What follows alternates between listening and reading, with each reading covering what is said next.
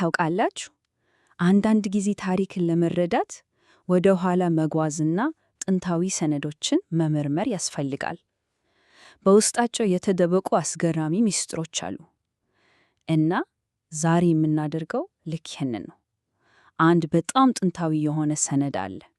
እሱን ከፍተን በውስጡ የያዘውን ጥልቅ ማንነት አብረን እናያለን።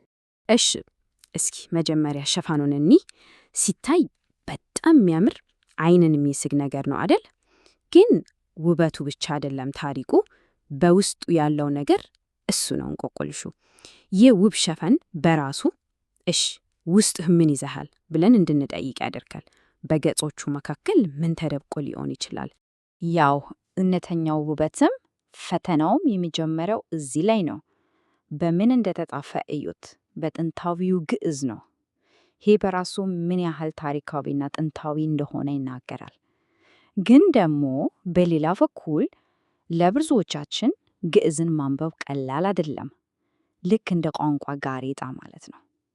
እናም የዛሬው ትንታኔያችን ዋናው ዓላማ ይህንን እንቆቅልሽ መፍታት ነው።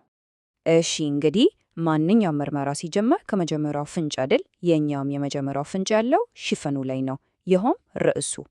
እስኪ ርዕሱ ምን እንደሚል እንፍተው። ርዕሱን ስንተረጉመው ሁለተኛው ሲኖዶስ ይላል። ይሄ እንግዲህ የመጀመሪያውን ምስጢር በር ከፈተልን ማለት ነው። ግን ቆይ ሲኖዶስ የሚለው ቃል በራሱ ምንድን ነው? ለምንስ ነው ይህን ያህል ትልቅ ትርጉም አለው? ያው ወሳኙ ነጥብ እዚህ ላይ ነው። ሲኖዶስ ማለት ዝም ብሎ ተራ ስብሰባ አይደለም፣ በፍጹም። ይልቁንስ የአንድን እምነት መሰረታዊ አስተምህሮች የሚወሰኑበት፣ የወደፊት አቅጣጫ የሚቀረጽበት ትልቅ ታላቅ ጉባኤ ነው። ይህንን በቀላሉ ለማስረዳት እስኪ እንደዚህ እናስበው። አንድ ሀገር ሕገ መንግሥቷን ለማጽደቅ ትልቅ ጉባኤ ታደርጋለች አይደል? ሲኖዶስም ልክ እንደዛው ነው። ለቤተ ክርስቲያን መንፈሳዊ ሕግጋትና ሥርዓቶችን የሚያጸድቅ የመጨረሻው ባለሥልጣን ማለት ነው። እሺ፣ የመጀመሪያውን ፍንጭ አግኝተናል፣ ርዕሱን ማለት ነው። አሁን ደግሞ እስኪ ወደ ውስጥ እንዝለቅ። የሰነዱን ገጾች ስንገልጥ ሌላ እንቆቅልሽ ይጠብቀናል። እሱ ምንድን ነው? ስፍር ቁጥር የሌላቸው የስም ዝርዝሮች። እስኪ እዚህን ጋር እዩት። ገጾቹ ከዳር እስከ ዳር ሙሉ በሙሉ በስም ዝርዝሮች ነው የተሞሉት። ዝም ብሎ ሲታይ የማያልቅ እንደ ጎርፍ የሚወርድ የስሞች ዝርዝር ነው የሚመስለው። እናም ወዲያውኑ ወደ አእምሮአችን የሚመጣው ጥያቄ ምንድን ነው? ይሄ ሁሉ ስም ለምን አስፈለገ? በገጽ በገጽ የተዘረዘሩት እነዚህ ስሞች ምንን ነው ይወክሉት? እናም መልሱ በእውነት በጣም አስገራሚ ነው። ይሄ ዝርዝር የስልክ ማውጫ አይደለም፣ እንዲሁ የተደረደሩ ስሞች ስብስብ በፍጹም አይደለም። ይልቁንስ በጣም ጽኑ የሆነ መንፈሳዊና ታሪካዊ መሰረትን የሚያውጅ ትልቅ መግለጫ ነው። ታዲያ ወሳኙ ነጥብ ምንድን ነው? እነዚህ ስሞች እኛ ብቻችንን አይደለንም የሚል በጣም ኃይለኛ መልእክት ነው የሚያስተላልፉት። እንዴት? ከጥንት ፓትርያርኮች ከቅዱሳንና ከሰማዕታት ጋር የሚያስተሳስር መንፈሳዊ የትውልድ ሐረግ ይፈጥራሉ። ይሄ ደግሞ የማህበረሰቡን ቀጣይነትና ማንነት የሚያውጅበት መንገድ ነው።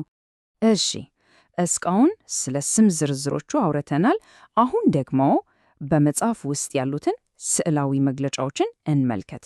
እነዚህ ስዕሎች ከስም ዝርዝሮቹ ጋር እንዴት ነው የሚገናኙት? ምክንያቱም ይሄ ሰነድ ጽሑፉን ከምስል ጋር በሚገርም ሁኔታ ነው የሚያጣምረው። እሺ፣ እዚህ ጋር ያለው ነገር በጣም አስደናቂ ነው። በአንድ በኩል የአማኞቹን ስም በጽሑፍ ይዘረዝራል። በሌላ በኩል ደግሞ የእምነታቸው ማዕከል የሆኑትን ንዋያተ ቅድሳት በምስል ያስቀምጣል። ይህ ሰዎችን ከሚያምኑበት ነገር ጋር በቀጥታ ነው የሚያገናኘው።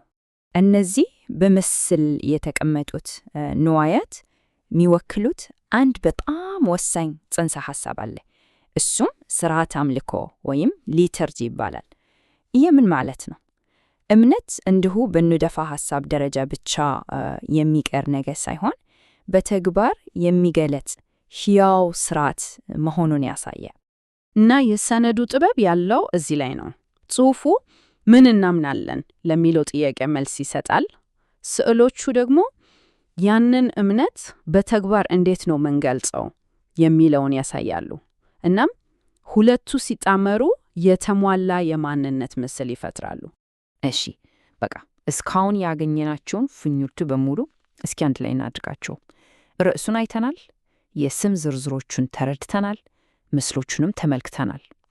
አሁን ይህንን ሁሉ ስናጋጣጥመው የሰነዱ እውነተኛ ዓላማ እና ትልቁ ምስል መገለጥ ይጀምራል። እናም የትንታኔያችን የመጨረሻ ድምዳሜ ይሄ ነው። ይህ መጽሐፍ እንዲሁ ታሪክ የሚተረክበት ወይም ስም የሚዘረዝርበት ሰነድ ብቻ አይደለም፣ በፍጹም። ይልቁንስ የኢትዮጵያ ኦርቶዶክስ ተዋሕዶ ቤተ ክርስቲያን ማንነቷን፣ እምነቷን እና ታሪካዊ ሐረጓን የምታውጅበት በጣም ኃይለኛ የማንነት አዋጅ ነው። እንግዲህ የሄድንበትን መንገድ በአጭሩ ስናየው ከአንድ እንቆቅልሽ ሰነድ ነው የተነሳ ነው። ከዛ ርዕሱን ፈታን፣ የስም ዝርዝሮችን ትርጉም ተረዳን፣ ምልክቶችን ከይዘታቸው ጋር አገናኘን እና በመጨረሻም ይህ ሰነድ አንድ ትልቅ የማንነት አዋጅ መሆኑን አብረን ተገነዘብን። እናም በመጨረሻ ልናስበው የሚገባ ነገር አለ። እንደነዚህ አይነት ታሪካዊ ሰነዶች ዝም ብለው ወረቀትና ቀለም ብቻ አይደሉም፣ በፍጹም። ይልቁንስ የአንድን ሕዝብ እምነት፣ ታሪክ እና ማንነት ተሸክመው ከትውልድ ወደ ትውልድ የሚያሻግሩ ሕያው ድምጾች ናቸው። ይሄ ሰነድ ደግሞ ለዚህ ነገር ደማቅ ምሳሌ ነው።